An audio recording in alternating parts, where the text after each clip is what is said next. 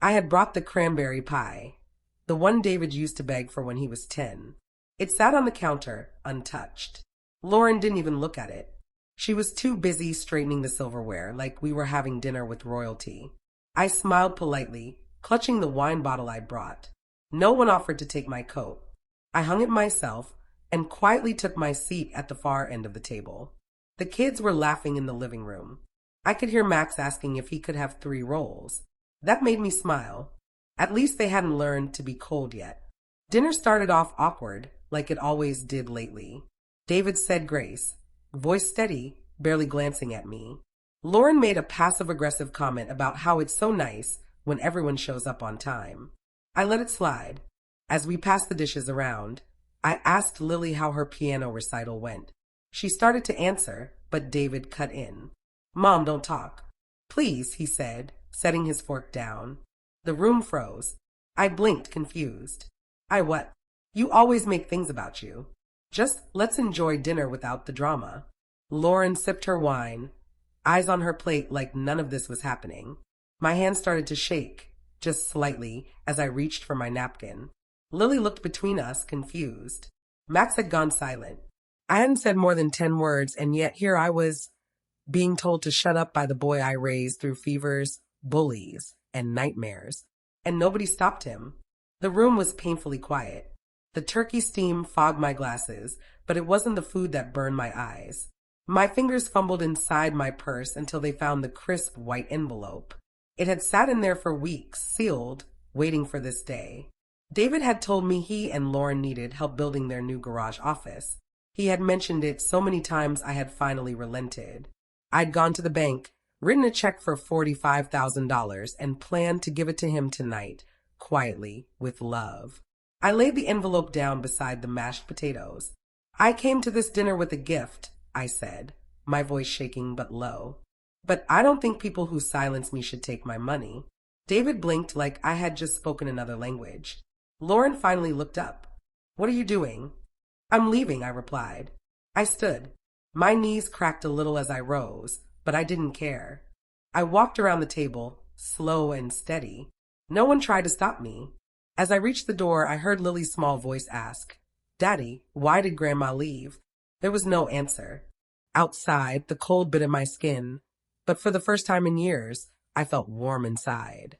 Not angry, not even broken, just free. When I stepped back into my house, the silence greeted me like an old friend. It was the kind of quiet that used to make me feel lonely. Tonight, it felt like peace. I took off my coat, set the pie on the counter, and walked straight to the den. I didn't turn on the TV. I didn't even pour a cup of tea. I just sat in my favorite chair, the one with the faded arms and the cushion that sank in just right. I stared at nothing and everything. The picture frames across the room caught my eye. There was one of David when he was 9, holding a frog. He had the same eyes, the same mouth, but he used to smile with it.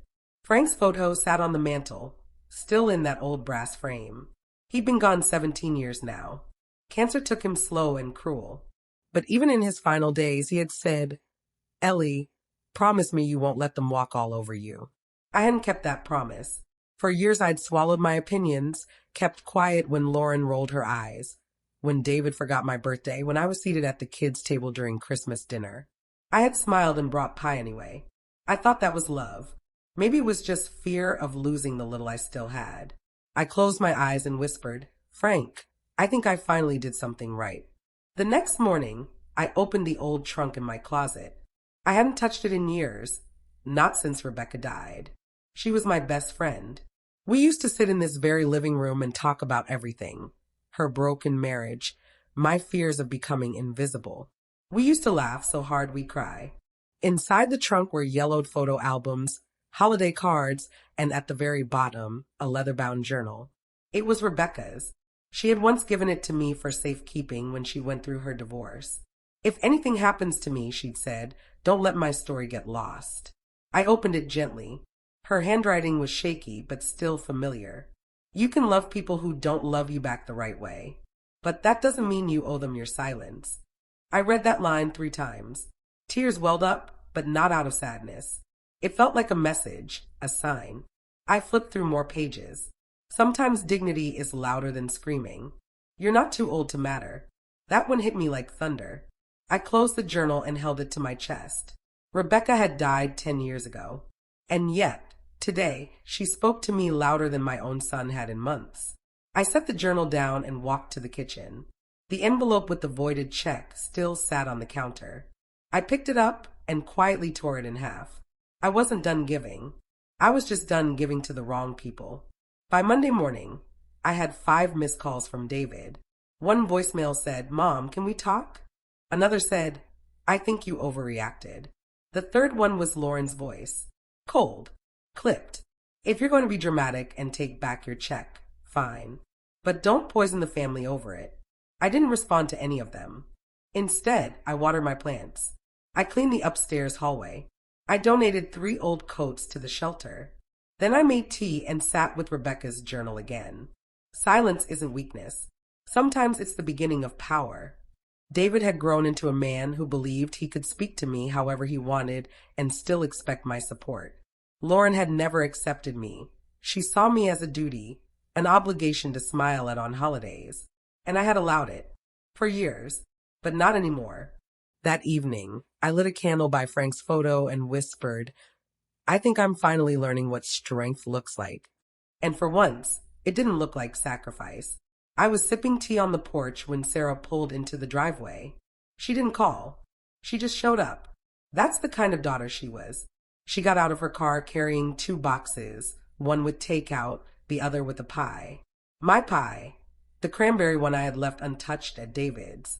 "I figured you didn't get a slice," she said softly. I smiled. "You figured right."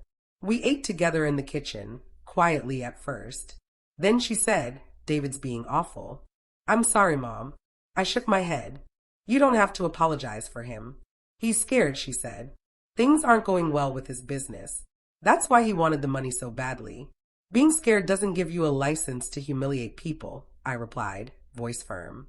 "I didn't raise him like that." Sarah nodded. "No, you didn't." She took my hand across the table. "You've done enough for all of us. Maybe it's time you do something for yourself." That night, I lay in bed thinking about that. Doing something for myself. What would that even look like? Then I remembered Melanie. She was the cashier at the grocery store last week. Young, early 20s, baby strapped to her chest, eyes hollowed with exhaustion. I had smiled at her. She didn't smile back. But something about her had stayed with me. Maybe that was the place to start. I didn't need anything urgent, just eggs and tea. But I drove to the store anyway. I was hoping to see her. And there she was, Melanie. Same messy ponytail, same oversized hoodie, same tired eyes. Her little girl was strapped to her chest, head drooping softly against her collarbone. The baby couldn't have been more than 5 months old. Melanie rang up my items silently. I could see the bruised weariness on her face, like life had taken more than it gave. Her hands moved fast, out of habit. There was no smile, no small talk, just survival. "You work every day?" I asked gently. She looked up, startled. "Yeah, mostly. No one else to cover shifts." I nodded. "Your baby's beautiful." She blinked, eyes softening for a second. "Her name's Ava. Pretty name." I paid in cash, then hesitated. I reached into my bag and pulled out one of Rebecca's old index cards. I scribbled my number. "I make the best lemon bars in the county," I said. "If you ever need a break or someone to talk to, I live 2 blocks from here. Porch with the blue chair." She looked at the card like I'd handed her gold. Okay. Thanks. It wasn't much, but it was a seed. 3 days passed. No call. I didn't expect one. Then, on Thursday afternoon, the doorbell rang. I peeked through the blinds and saw her standing there, Melanie, holding a diaper bag. Ava asleep in a carrier on her chest. She looked like she'd talked herself out of coming a dozen times before she knocked. I opened the door. "You like lemon bars?" She laughed just a little. "I wouldn't know. I've never had one." "Well," I said, stepping aside, "today's your lucky day." We sat in the kitchen. She barely touched her dessert, but she talked. And I listened. She told me how her parents had kicked her out when she got pregnant, how Ava's father disappeared, how she was trying to save for community college, but could barely pay rent. And all I could think was, I've met this girl before. Her name used to be Eleanor Hart. When she left, I sat at the kitchen table long after the tea had gone cold. The check David wanted, I couldn't help but picture it in Melanie's name instead. Not just as charity, but as restoration. A quiet kind of justice. That night, I pulled out my checkbook. And for the first time in years, I wrote someone's name who made me feel proud. He didn't knock. David burst through my door like he owned the place. You took me out of the will, he barked. George Templeton just called me. You made it official. I stayed seated in my reading chair. I had been expecting him. Yes, I said simply. He stared at me like I'd slapped him. You're seriously doing this over one dinner? One little comment. I set down my book. It wasn't just dinner, David. It was years of being dismissed, ignored, used. That check I brought? It wasn't the first thing you took from me. It was just the last. Lauren stepped in behind him, arms crossed, voice dripping with venom. You're sabotaging your own family for what? To teach us a lesson. No, I replied. To teach myself one. David's face turned red. After everything I've done for you. You mean calling me when you need something? Asking for money without calling on my birthday? Watching Lauren sneer every time I walk in the room. Lauren scoffed. You're delusional. And you're ungrateful, I said, standing slowly. My knees ached, but I didn't let them see. You wanted me to stay quiet. I finally did. But I also stopped giving. David took a step back, finally unsure of himself. You're going to regret this, he said. I nodded. I already did. For the last 20 years. The house was quiet again. I stood in the kitchen, hands still shaking from David's visit. But I didn't cry. I didn't fold. I felt proud. I opened the drawer where the checkbook sat, the one with Frank's initials still embossed on the leather. I flipped through the pages until I found the fresh one I'd written yesterday. Pay to the order of Melanie Cooper. Amount, $30,000. Memo, tuition, childcare, and peace. I sealed it in an envelope along with a letter. Melanie, this is not charity. This is a thank you for reminding me what strength looks like. Use it to rise, not to owe. No strings, just belief. I drove to the store, asked the manager to pass it to her at the end of her shift, and left without a word. No spotlight, no announcement, just freedom. That night, Sarah called to check in. She said she heard David was furious and ranting to anyone who would listen. He says you've lost your mind, she said. I smiled. Maybe. But if this is madness, I've never felt saner. I hadn't painted the guest bedroom in 12 years. The wallpaper was peeling, the dresser was chipped, and the closet still held a few of David's old coats, ones he never came back for. I stood in the doorway, hands on my hips, and whispered, time for a new beginning. I didn't need a renovation for show. I needed one for me. I painted the walls soft yellow. I bought a new rug with sunflowers. I replaced the curtains with ones that let the light pour in. I opened the windows and let the world in again. Mrs. Granby, my neighbor, peeked over the fence one afternoon. Ellie, you're glowing, she said with a grin. Did you win the lottery? Something like that, I replied. I took my life back. She brought over lemon cookies, and we sat on the porch like two girls with secrets. You know, she said, sipping tea. I heard Lauren's name on the news. Something about misusing donation funds at that charity she volunteers for. I didn't flinch. I'm sure it's nothing, I said calmly. But in my heart, I knew. The cracks were showing. 2 days later, the whispers became headlines. Local charity under investigation for financial mismanagement. Director of fundraising accused of diverting donor money. Community outraged at betrayal of trust. Lauren's face was right there, stiff, defensive, caught mid-walk in her designer coat. David didn't call. I doubt he had the words. I sat at the kitchen table with my morning coffee and stared at the article.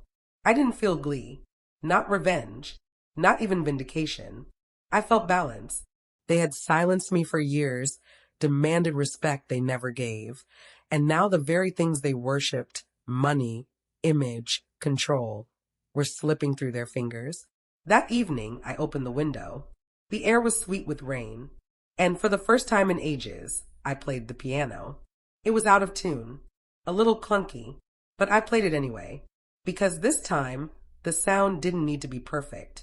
It just needed to be mine. It came in the mail, not an email, not a voicemail. A letter. David's handwriting hadn't changed much. Still sharp and fast, like someone always running late. Mom, I don't know where to begin. I know I said things I shouldn't have. I was under pressure. Lauren was pushing. Work was falling apart. But I shouldn't have spoken to you that way. I miss how things used to be. We're in a tough place now. Anything you can do to help would mean a lot. David. No, I love you. No, I was wrong. Just pressure wrapped in apology. I folded the letter slowly and laid it on the table next to my tea. For years I would have cried at this. I would have jumped to help, ignored the barbs and the bruises, convinced myself that family meant pain. But now I saw it clearly. This wasn't an apology. This was a hand reaching out, not for me, but for my wallet. I pulled out a note card, the same kind Rebecca used to write her sharp little truths on. I wrote, David, I forgive you, but I'm not rescuing you. I spent too long trying to earn a seat at your table. I have my own now and it's full. Take care of yourself. Mom. I mailed it the next morning. Melanie called that evening. She had received the check. I don't even know what to say, she whispered. Are you sure? I'm sure, I said gently. Use it to build the life you were told you couldn't have. There was a long silence on the line. Then she said something that broke my heart wide open. You're the first person who's ever believed in me. I looked out the window at the last rays of sunset falling across my porch. Then let's make sure I'm not the last. The envelope was cream-colored with silver trim. Inside was an invitation. Lily's school recital, Wednesday at 6 p.m. There was no personal note, just the printed card. I wasn't sure if it came from Sarah or was forwarded by David, but it didn't matter. I stared at it for a long time. I missed Lily, missed hearing her little hands play Twinkle Twinkle off-key, missed her running to hug me, calling me Grandma Elle. But the thought of seeing David again, seeing Lauren, felt like walking into a cold room without a coat. Wednesday came. I stood in front of the mirror, brushing my hair, deciding whether or not to go. No makeup, just a cardigan and flats. I wasn't going to be seen. I was going to see. I arrived late on purpose, sat in the last row of the school auditorium, far from the family seats in the front. The lights dimmed. The children took their places. And there she was, Lily, in a blue dress, bow in her hair. She stepped up to the piano and looked out across the room. She squinted, eyes scanning, searching. For a second, our eyes met. She smiled. She didn't know I'd come, but something in her eyes said she was glad I had. I didn't stay for applause. Before the final piece ended, I slipped out the side door. I didn't need to be seen. I didn't need David's forced civility or Lauren's tight-lipped nod. I just needed to witness one moment of beauty, and I did. As I walked back to my car, I felt no ache in my chest. No guilt, only calm. I had always tried to be part of a family that only wanted me in pieces, quiet, convenient, generous. But I'd stopped cutting myself smaller to fit. At home, I found a letter in the mailbox. A thank you note from Melanie, handwritten on a grocery receipt envelope. Ellie, I enrolled in my first college class today. Child development. You didn't just save me. You changed what I believe I deserve. Love, Melanie. I folded the note and slid it into Rebecca's old journal. My story had never been about revenge. It was about remembering I mattered, even if no one clapped for me. I sat on the porch as night fell. The air was quiet. I could hear an owl somewhere in the distance. They never heard my voice. But that doesn't mean I lost it.